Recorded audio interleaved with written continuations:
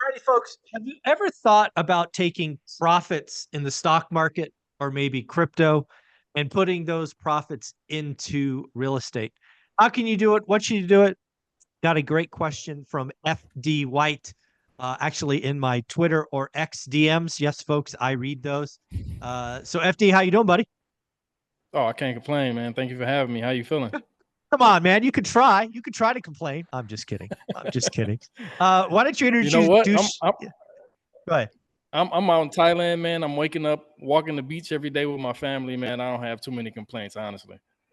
I forgot. That's right. You are in Thailand. You have like an 11 or 13-hour time difference. It's got to be midnight or something crazy for you. What's going on? Yeah, it's about 10 o'clock here, so it's about what 8 o'clock there. So I'll say almost about, yeah, close to that. That's But fast. I'm still working. I'm working. This is the working hours. I like it. So that's pretty cool. FD White, you got the family in Thailand. You're still doing your day thing. How long have you been there? So I went to Dubai for some business, some crypto business, March, all of March. Then I came here all of April, went to Malaysia all of May, Kuala Lumpur, and I came back here in June, and I'll probably be here till August. All right, all right, all right. Well, Yeah. clearly doing some very cool things. Love to dig into that maybe a little bit later, but why don't we get to the topic at hand? You're obviously big in the crypto space, do some stuff in the stock market. Been watching one rental at a time for a while. Sounds like you're getting to the point where you want to move or reallocate some profits to real estate. So why don't you set that up for us and we'll kind of dig into that. So my main thing is, crypto is so volatile, and now even the stock market has become, sort of like the mini wild wild west. So what I'm trying to bank on right now is to start to take some profits and move them over to something that's going to hold my wealth a little bit better than these fluctuations that I'm getting. I'm pretty used to the fluctuations, the ups and the downs, the ebbs and the flows, but Mm, I'm getting a little bit older now. It's time to start thinking about generational wealth, and what better right. way to build that generational wealth than through real estate. No, I think that's absolutely right. When you look at real estate, when you look at, or at least how I look at real estate, it really is an income stream, you know, if you want for the rest of your life. And when I buy something, my intention is to hold it forever, right? I'm not in this, flipping or wholesaling or controlling paper or whatever. Is like, hey, let me just keep stacking assets, and then eventually the assets pay for my life, and things get really, really good. Sure, certainly not as exciting as crypto, I can only imagine. But yeah, it's certainly a comfortable way to live. I'll give you that. Yeah, definitely. Yeah, crypto is not comfortable at all. It's not comfortable at all. It's an everyday roller coaster, as you see what's going on now. So Yeah, we're just looking for different ways to build out the portfolio and not just have it so heavy in one yeah. sector. I like that. I like that. Well, let's talk about real estate. Real estate is a huge bucket. Do you have your eyes on a particular asset class, a particular area of the country, or shoot, the area of the world, right? You're a world traveler, clearly. Have you ever given any thought to any of those variables? Well, yeah, definitely a couple of those. Number one, I do have some prime real estate land downtown Detroit. It's like they call it Corktown. This is where one of the areas that I want to build. I don't know if I want to live there because I want to maybe start renting out. Once I do build it, I'm not privy on any of the new home first time home buyers or this or that or home builders. I know they have their own ways of doing things, but I definitely want to do that. And then I also have some real estate that my parents left me before they passed away. So we do have Okay. some already some allocation to the real estate market, but I definitely want to keep building on there. And then when it comes to emerging markets, Hmm. Malaysia is Malaysia is going to like the next 10 years from what I've Mm. seen, Malaysia is going to be like right now it's like a baby Dubai to me.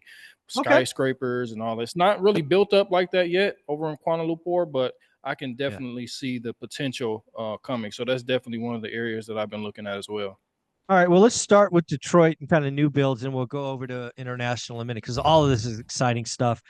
So what I don't know Corktown and all. Are we talking just how much land are we talking about? What do you own roughly? So it's maybe a little under an acre. Corktown is one of the places where it's like the oldest neighborhood in Detroit. It's like Okay. right behind like a casino, Motor City Casino. We have a bunch of casinos down there. They're building downtown up very well. So this is like prime real estate. So we got it from my wife's mother. My wife's mother's mother gave it to her, and she gave it to Wow. us. So we Wow. basically Okay. got it for free. Yeah. Hmm. So everything, all the real estate I have right now is pretty much free. Okay. So that's one of the, so I'm kind of already ahead of the game when it comes to Mm. that, but I definitely want to expound upon that. But when it comes to Detroit, Detroit is doing a lot of good things right now. I actually had a meeting maybe about right before I got into crypto. I got into crypto in 2020. I had a meeting with Brian Adamson. We went to school Hmm. together. You know Brian. Oh yeah, I know So Brian. he talked. Yeah, yeah. So Every yeah, so we sat down for about an hour. This was probably 4 or 5 years ago, and he laid it all out to me. It sounded very, very well, very, very good. But sometimes real estate, the cost of entry is pretty high, and I was kind of broke back then. You know what I mean? yeah, So yeah. I I got you. said, I'll spin the block. I'll come back and talk to him again once I get my footing a little bit Yeah. grounded. And now I think it's a Yeah.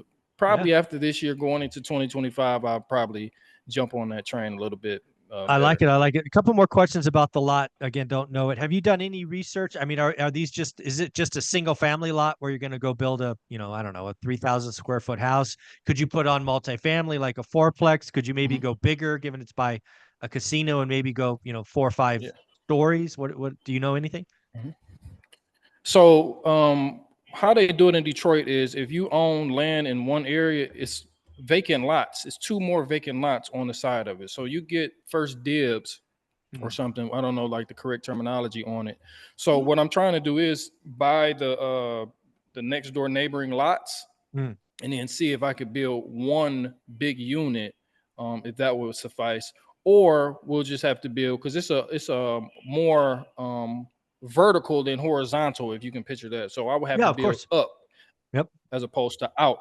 So I can definitely see we do a lot of duplexes in Detroit, a lot of multifamily homes, like two. Usually it's like Mm. two. So that's definitely something I would look at. And even if it's just if I don't need that much space traveling. I'm not staying in one area for the whole. I'm not going on vacations anymore. I'm just traveling. So I'll stay in Michigan or wherever I stay at for maybe 3 4 months, and then I'll go do what I'm doing now. But I definitely want to even if I live downstairs or somebody else lived upstairs or something like that. I don't even know how that would work. But Yeah. sometimes I'm that's why I'm talking to you right now. I'm trying to just talk to a lot of real estate guys, and I don't want to go into the talk to the people who the doomer gloomers who telling me what Yeah. not to do and wait until 2038 and doing all this. I don't have, I want to talk to some people. Yeah. I want to Yeah. talk to some people who still actually doing it and really thriving at it. Yeah, so I think you're onto it. It's funny you mentioned Greg Dickerson and Brian Adamson. Brian Adamson clearly the big, one of the big dogs in Detroit. I definitely keep picking his brain, and Greg Dickerson obviously is the builder. I think you probably so first off, I think you're right. First right of refusal from the two lots on the side. I think getting those and entitling them to make that one big lot probably gives you Mhm. more flexibility, probably allows you to go up. I'd be shocked if that's not something bigger than a duplex, or maybe it'll give you, three duplexes in a row. So I think you have some research Mhm. to do on entitlement and then I think what they'll call zoning. Um, but yeah, it sounds like you have some possibilities. And again, if you live in the top unit, somebody lives in the bottom, that's I'll call that house hacking because that's what that is, which is actually a pretty good idea. One of the other guys on my channel, Dion, he lives in a duplex and he travels, I don't know, 6 months out of the year, 3, 4 months out of the year. And it's a good idea. That way the house is never vacant. I think I think that de-risks the situation in a big way. So I like all of that. Let's switch gears to I think you said Malaysia, Kuala Lumpur. Obviously, Mhm. I was in Malaysia, I guess January of last year. We did a month over in Southeast Asia, and Kuala Lumpur has you know, it is definitely going vertical. It's definitely one of those up and coming areas, I think. But I have no idea about lending. I think that would be the first thing I would check into, right? Do you have to be a citizen? Do you have to, is the like when I looked at Bali, for example, Bali, you don't own the land, right? There's a land lease, a 99-year land lease or 75 or Right. whatever it is. So there's a lot of rules you have to figure out when you're going to a foreign country. Those are my first thoughts. It is, yeah. So we I actually talked to a developer because you know they're like you said they're building up, and he was saying something about owning the land for a certain amount of time, a certain period of time. It was a long Yeah. time, but it was still a certain amount of time, and it was definitely a lot of rules that I said I didn't comprehend at the moment. You know, because right now it was like, and once I dive into something, I go all in. So Mm. with my brain being preoccupied with Bitcoin and stuff right now, it's kind of hard to go Mm. and do a super deep dive into the real estate space. But I'm taking it Yeah. bit by bit as much as I Yeah. can, and then once I'm ready to make that jump, I'm gonna make the jump, and I'm gonna make it the right way. Yeah. So again, I can't talk about Kuala Lumpur, don't know anything about it, but I can talk about Bali. So Bali obviously has been on the list of best expats or whatever they call them for a long Yeah. time, right? Where you can go, you have great internet, you got all these great things. A buddy of mine went out there, stayed in the Airbnb. It's like, hey, let's do something, right? Let's build one of these things. And we started poking at it. We probably spent, I don't know, 30 days or so kind of going in, having phone calls, because there's builders out there that focus on expats and all of that.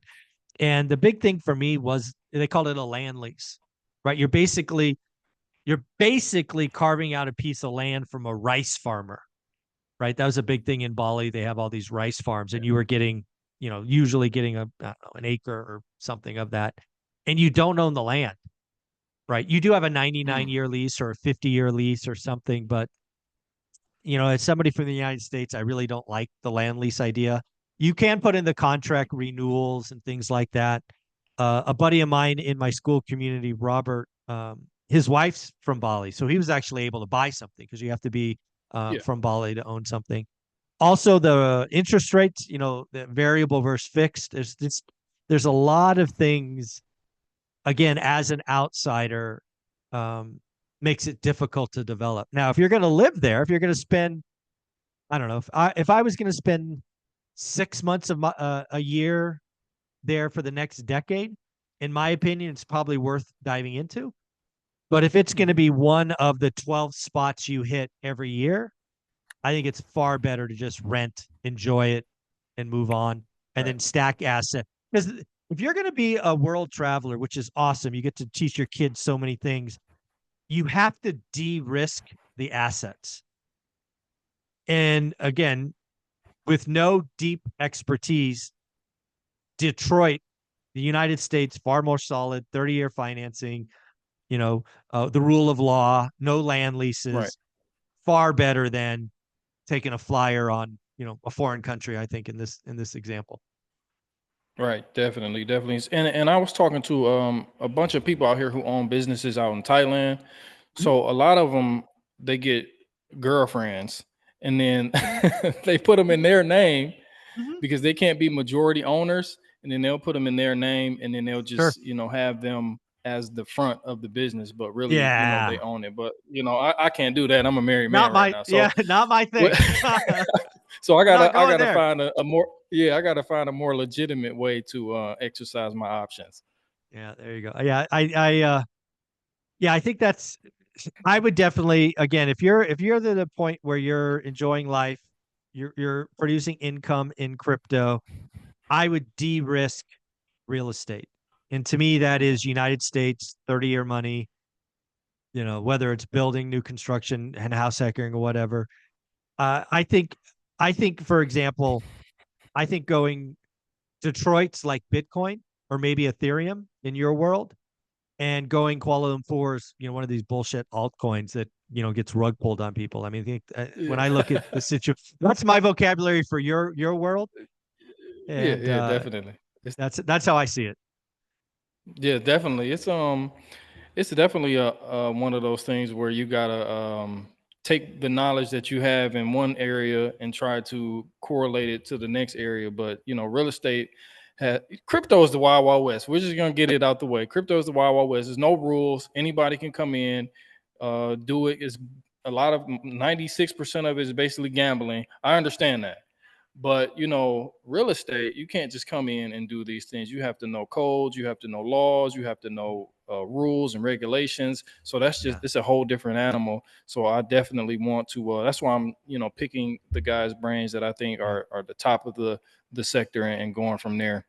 yeah. The other thing I would do, again, if I was looking at this again, anchor in the United States, Detroit, um, is I actually might ping Brian Adamson again, and instead of going right to new development, I actually might go to, hey, let's buy something. Let's Mm, let's let's start being a landlord. Let me see if I like it. And in a year, maybe 6 9 months, if you like it, then maybe you start entitling that land and you start building, because I think that might be a lower barrier to entry, less risk. Because if you don't like it, if you don't like Detroit or whatever happens, then maybe the right answer is to kind of sell off the land and then take those chips and go somewhere else in the United States. I don't that's something that just mhm. hit me. Yeah, it's definitely one of I definitely had that on my radar as well. See, the thing is, I'm not trying to time the market because I know in my area, timing the market is the worst thing you can try to do. We Absolutely. actually had a house. Yeah, we had a house that we sold over in 2021, Oh, basically at the at a nice peak yeah. of the market, Nice. and then we're just holding that to try to put it into some different type of Yeah. real estate or some different type of investments. But it's just like we'll see. I like a lot of these things that you're saying. I like a lot of these things that Mm, I can't remember the guy. I know Meet Kevin. I watch yeah. Meet Kevin a lot. Meet Kevin has some good alpha for me when he's talking Yeah. about real estate. But it's definitely something I gotta just put my head in the books and do my homework for. And I'm Yeah. thinking 2025 is when I'm really gonna pull the trigger. Yeah. I think I really would, because I think of new development, follow them forward. Those are all out on the risk scale. I think you already got plenty of that. I would Oh yeah. just knuckle down, buy one long term hold, and let's see how it rolls. And again, it's just the fastest Mhm. way to get in the game. It's the least risky way to get in the game. It could allow you to move profit the fastest into an asset. Um, so just talking through this in real time, I think that's the first step I would do. Is in my world, that means go get a buy box, look at it, figure out average, go buy great deals. The other thing you should do is probably get in a community with people that are already doing it, just to see the vocabulary, ask questions, network. My school community, you've seen me talk about, it's probably a Mhm. inexpensive place to go for $20. I think that gives you a lot of value. Almost 200 people doing this game that we're talking about. I think I'd go there. It's a low barrier to entry. Um, yeah, those are some first thoughts. But I got to ask you about crypto if you don't have any more real estate questions. Okay. So, as you probably heard me say over the last couple of years, in 2018, it might have been 19. I think it was late 18. I put 1% of my net worth. 90% of that went to Bitcoin and Ethereum, then 10% on some stuff that's already gone. Um, Mhm. what's going on? What's going on with the two big dogs, Bitcoin and Ethereum, from where you sit, FD? Well, right now we got a lot of sell pressure going on. We got like Germany, the German government selling. We got Mount Gox, these people who've been holding 10 these years. Can you believe that? Wow. 10 years. Yeah. So it's a lot of sell pressure coming onto the market. And I think the crypto market was a little bit fast forwarded. Like a lot of people go by this 4-year cycle, like, in crypto. And I think we were a lot sped up because of the ETF. So I think a lot of the cycle, so to say, was sped up. So I think we're kind of coming to a equilibrium now. So we'll just have to see. But I'm a big believer in fiat debasement. Like so these assets, man, like real estate, I try to tell people like real estate, stock market, it's all gonna keep going up because over time the dollar is just gonna lose value, it's gonna lose purchasing power. So Yep. the rich, the wealthy, and the financially educated are in these assets. They hold their wealth in these assets, and that's just the way to go. It's bigger than what people think. I'm not just some DGen online with a Mm, YouTube channel trying to get people to buy 100x meme coins. You know what I mean? I also yeah. have a message behind it. It's so much more to it. It's so much more that we have to unveil. There's so many layers to be peeled back, and I just hope people Yeah. do their homework and their due diligence, and not just Gamble. gamble on it. Yeah. Yeah. Exactly. Yeah. But definitely, Inflation is a teacher. oh my God, not a bug. It's Not a definitely that's bug. something you You always got it. say. I watch it. You already, I know that's one of your famous lines. So I Uh, definitely use that, and when I'm trying to teach people, because it's so hard to grasp. Like Yeah. crypto is hard to grasp already. And then when you bring on the what's happening in the world and the debt and 35 trillion debt and how the interest rates do this and quantitative easing, quantitative, it just goes over people's heads. I've Yeah. turned into a crypto degen, into a hood economist. You know what I mean? Ah, Because you I gotta like have it. you gotta have a balance now because Yeah. we're kind of in central planning. Like whatever the Fed is doing, whatever the Fed is saying is going to move rates, is going to move prices, going to move markets. So you just got to be in tune to the Yeah. markets, be in tune to the economy, and do your homework. Yeah, at the end of the day, getting wealthy has never changed in hundreds and hundreds of years. That is, you got to create disposable income, discretionary income. You've got to buy assets. You got to hold assets for a decade. If you do that, your chances of becoming wealthy are pretty good. If you don't, if you live for the day, you FOMO, you gamble, you're going to get what you get, right? There's a reason that lots of people live paycheck to paycheck because they're not willing to sacrifice, at least in the short term, to have these long-term things. So it's pretty interesting. Definitely, sacrifice is the number one thing, and I sacrificed time. Like it took, like when I first got into investing, I was doing 12 to 14 hours a day for like 2 years. Wow. So I had to sacrifice time. Yeah, every day, every day. My wife was so tired of me walking around the house talking about it. She said, "Just start a YouTube channel, please. Stop talking to me." So I started a Stop talking YouTube to me. channel. Yeah. So now she's walking around talking about fiat debasement and Bitcoin and quantitative easing and stuff like that. So I guess I rubbed off on her a little bit, That's but awesome. That's awesome. it's just definitely is a good thing. Well, do me a favor. What is the YouTube channel? Where can people find you if they want to dig into your story a little bit more? So YouTube channel is at Crypto Funds Invest if you search there, but you could just type in FD White and it should pop up. We just hit 1K subscribers, man. It's been a long Woohoo! journey. I'm a big proponent of slow and steady, There slow you and go. steady. I'm not coming with the thumbnails of Bitcoin to $1 million tomorrow. I'm real, I'm concise, and Yeah. I just try to give them the real, and we'll just go from there. There you go. Well, one final question is somebody who's been all over the world. What is your favorite city? And then maybe what is the family's favorite city? Because maybe they're different. Well, I like it's a place called Kata in Thailand. Kata, Thailand. I'm not sure if it's like a town or I don't know what it is, but it's Kata, but it's basically on Phuket Island. So Okay. Thailand is amazing, man. Thailand is, the weather. It's winter right now and it's like 85 and it's just Yeah. rainy. I wake up, walk on the beach every day, get a Nice. coconut and get to work. There you go. There you go. So that's your favorite. Is that the same for the family or might they like something else? I think they like Thailand too. They like the Okay. food. The food is amazing too. It's an amazing There place. you go. There you go. Well, FD, thank you very much for being here. Keep doing what you're doing. Congrats on 1,000. Later. Peace.